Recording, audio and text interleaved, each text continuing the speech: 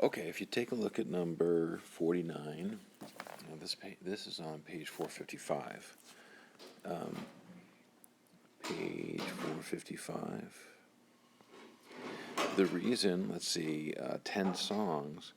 Well, if they tell you it comes from a normal population, then we're good to go, right? But they don't in that case.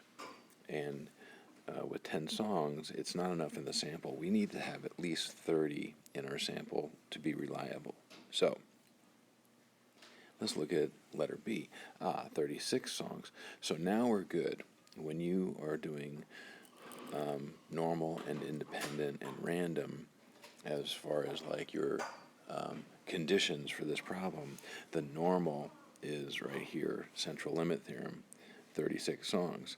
And then they ask you to do it. Okay, let's see what that looks like. So we're going to do a z-score. So let's see, what is it? We want to see if it's over 240 seconds, right? So that's the number we're interested in. And the average song length in number 49 was 225. And then we're going to get a new standard deviation. So the original standard deviation for the whole population is 60 seconds.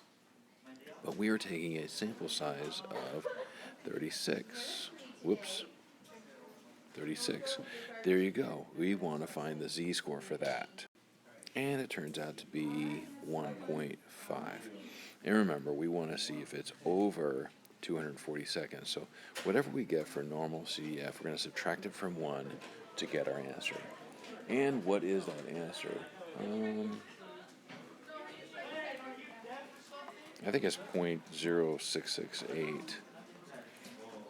0.0668 is the probability that that would happen.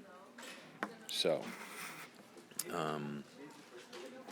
the average play time for 36 songs being more than 240 seconds. That's what we're looking at the probability of. So, there's that.